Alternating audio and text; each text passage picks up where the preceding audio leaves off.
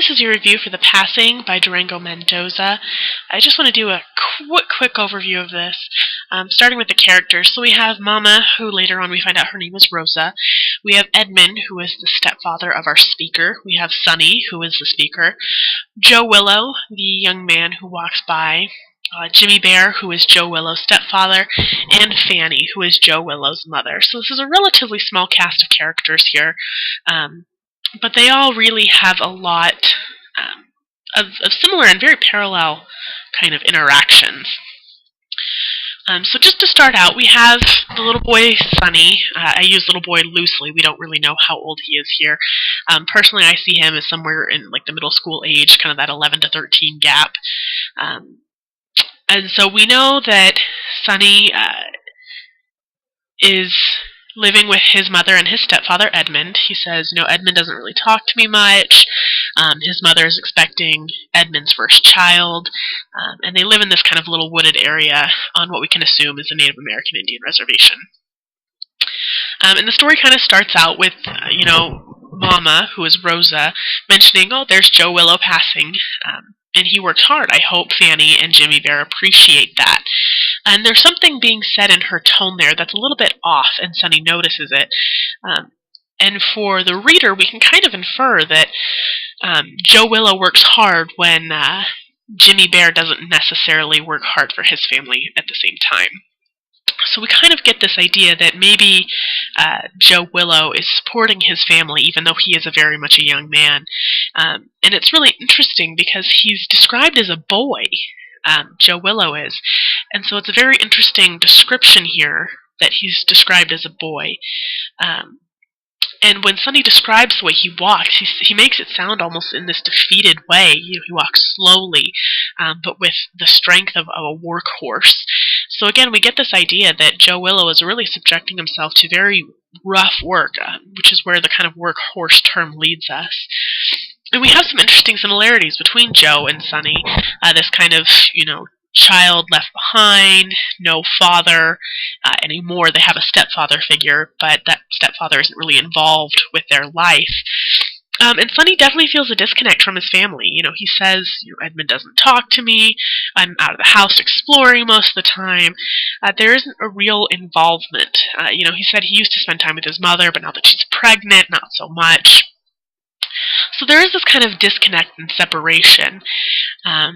And then for the first time that Joe and Sonny really communicate, Sonny makes the observation, the son behind Joe looked trapped. The son was trapped. And we can definitely draw a lot of inferences from this, because the author includes this for a purpose. He's telling us this for a reason, and so we can kind of get the idea that Joe Willow feels trapped in a situation, Sonny feels trapped in this situation, and that things are kind of closing in on them and trapping them to where they are. Eventually school starts up for Sonny and he doesn't see Joe Willow anymore. And then one day after his mother has her child, he kind of casually asks in passing, whatever happened to Joe Willow? She says, he went up north, he moved to this little Native American grouping, and he works up there. So we know Joe Willow escaped. And then one day Edmund brings the news that Joe Willow has died, and that there's something going on with the railroad. The railroad says, oh yeah, we'll pay for the funeral. So we can definitely infer something happened. It was probably a railroad accident. But there is a question of what really happened to Joe Willow. And I think that mystery is kind of what brings us full circle. Because after the funeral, and at the funeral, Sonny says, they're piling dirt onto his grave, and his final sentence is, the rains are going to come and everything will turn to mud. And it's very kind of defeatist, sorrowful tone about the loss of Joe Willow and the things that the spring will bring with it. So just some of these themes. We talk about Sonny as a child versus Joe Willow being described as a boy. But Joe Willow, we know, is definitely old enough to go away and to work.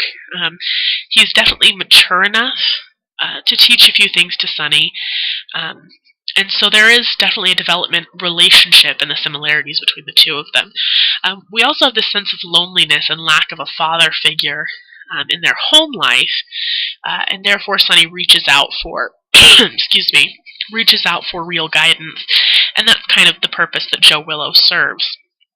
And Joe says this really interesting quote, the daddy goes to bed and that's when the children come out. When he's talking about the moon, the sun and the stars, we can kind of draw from this that there's commentary on loss, the sun going down, that kind of loss, and children coming out and growing up. And we can infer here that there's definitely a deeper meaning talking about, when you lose your father, when you lose somebody important, you have to grow up.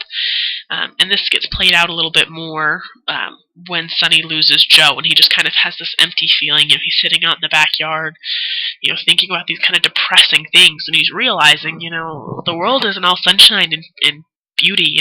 During the funeral, he looks for these pecans, and he doesn't find any, and it's kind of this concept of, he's out there looking for good things, and he can't find any. He's quite depressed.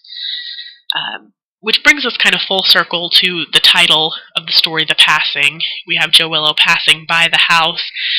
We have Joe Willow passing away. We have Sonny passing kind of into this melancholy adulthood. So there's really a lot of layers to be looking at this story. So make sure you're looking for them. If you need to reread The Passing, I highly recommend it. Otherwise, I'll see you in class.